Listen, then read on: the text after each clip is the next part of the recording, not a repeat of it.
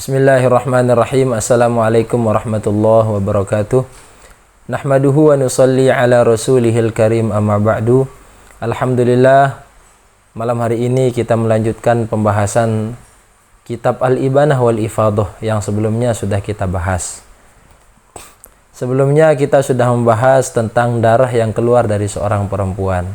Jadi kata beliau, muallif kitab ini menjelaskan bahwa darah yang keluar dari seorang perempuan itu pasti kemungkinan di antara 3 macam. Imma ayyakuna haidon, au nifasan, au istihadatan. Bahkan beliau mentaukidkan dengan kata-kata wala rabi'alaha, tidak ada darah yang keempat. Jadi bisa jadi itu darah haid atau nifas ataupun istihadah.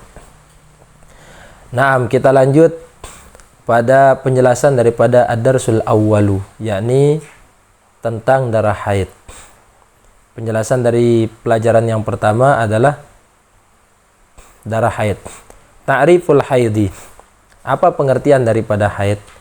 Damul haidi syar'an huwa damu jibillatin yakhruju min aqsa rahimil mar'ati ala sabilis sihhati min ghairi sababin fi awqatin ma'lumatin.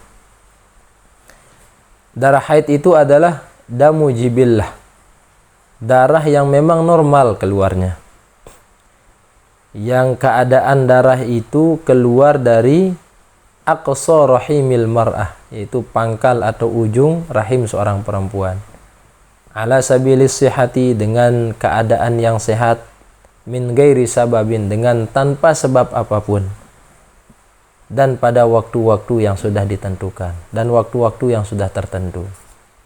Syarhut ta'rif, kita lanjut pada halaman 13, penjelasan daripada pengertian haid tadi.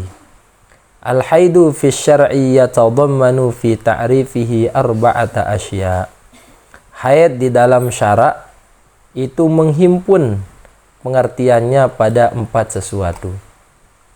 Yang pertama, annahu damu jibillah. Jadi kapan itu bisa disebut dengan darah haid? Dia itu harus damu jibillah. Ma makna daripada jibillah? Ay taqtadhihi ittiba'us salimah, yaitu keluarnya darah merupakan sesuatu yang ittiba'us salimah, sesuatu yang memang normal bagi seorang perempuan. Itu makna daripada damu jibillah.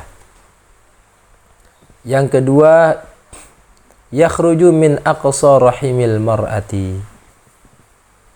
Darah itu keluar dari pangkal atau ujung rahim seorang perempuan. Apa makna daripada al-aqsa? Beliau menjelaskan huwal ab'ad, yaitu sesuatu yang paling jauh.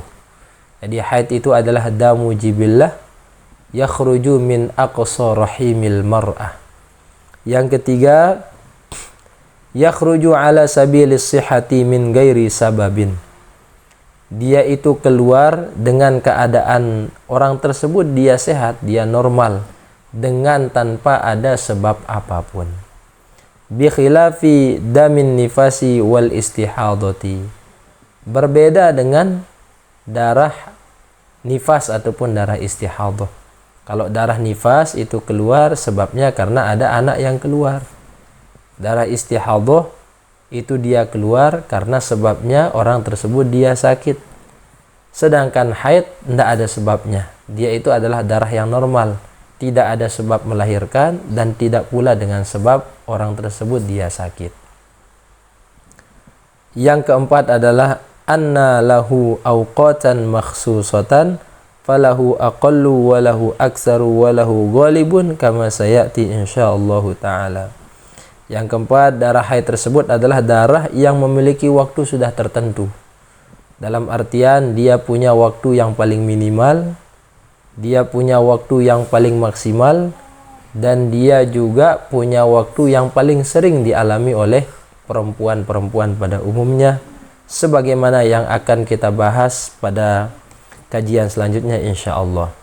Al-aslu fil haidi, al-asal, yakni dalil terhadap haid.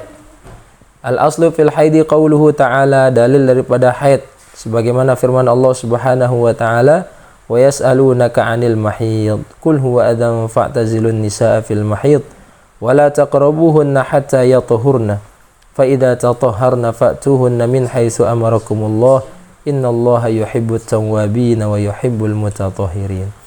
Fa fi hadhihi al-ayati bayyana Allah Ta'ala hukmal haidi. Pada ayat ini Allah menjelaskan tentang bagaimana hukum haid. Wa akhbarana awalan binajasati damil haidi biqaulihi ta'ala.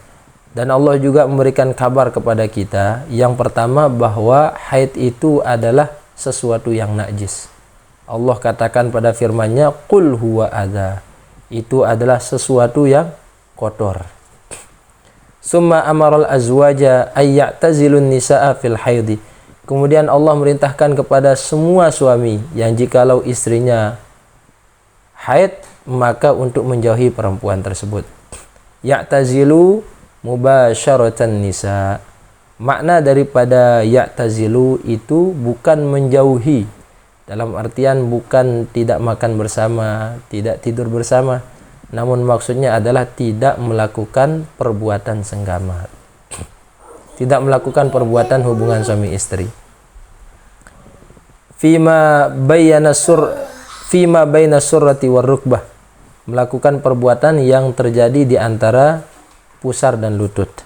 Walaisal muradu bi'tizalin nisa'i an nahjuraha fil mat'ami wal mashrabi wal maskani fa inna tilka adatul yahudi kama warada fil hadis. Bukan tidak makan bersama, tidak minum bersama, tidak dalam ruangan bersama. Akan tapi maksud daripada ya'tazilu itu adalah tidak melakukan sesuatu yang ada di antara lutut dan pusar. An Anasin anal Yahudah, dari Sayyidina Anas radhiyallahu anhu bahwasanya orang-orang Yahudi kanu idza hadatil mar'atu fihim lam yuakiluha wa lam yujami'uhunna fil buyuti. Orang Yahudi jikalau istrinya sudah datang haidnya, maka mereka tidak makan bersama, tidak dalam satu rumah bersama. Fasa'ala ashabun Nabi sallallahu alaihi wasallam, maka para sahabat bertanya kepada Rasulullah sallallahu alaihi wasallam.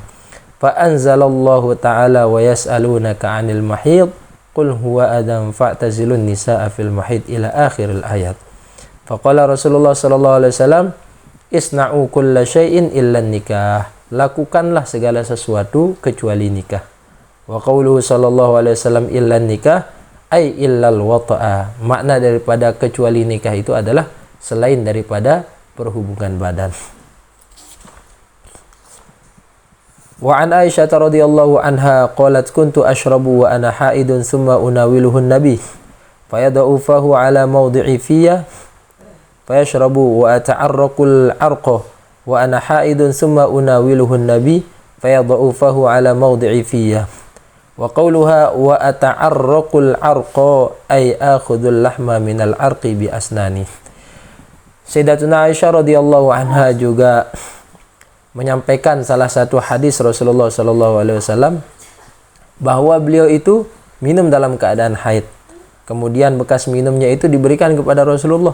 Lalu Rasulullah meminumnya, kemudian meletakkan bibir beliau di mana bibir Sayyidatuna Aisyah minum dari gelas tersebut.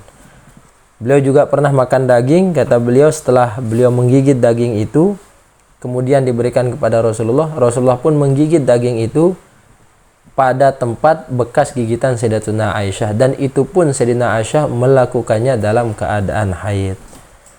Lalu yang terakhir, wa anha radhiyallahu anha qalat kana an-nabiyyu sallallahu alaihi wasallam yattaqi'u fi hijri wa ana haidun fa yaqra'ul Qur'an.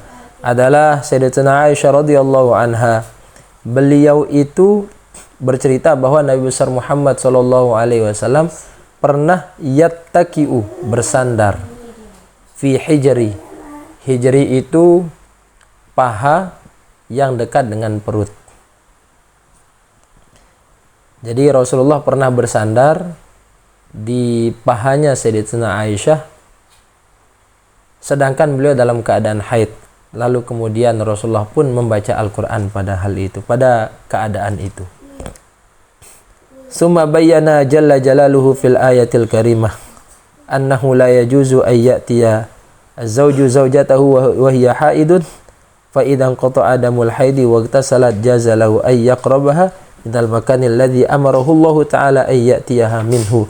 Wal aslu fil haidi minas sunnah an-nabawiyah iddatu ahadits wallahu a'lam bisawab. Assalamualaikum warahmatullahi wabarakatuh.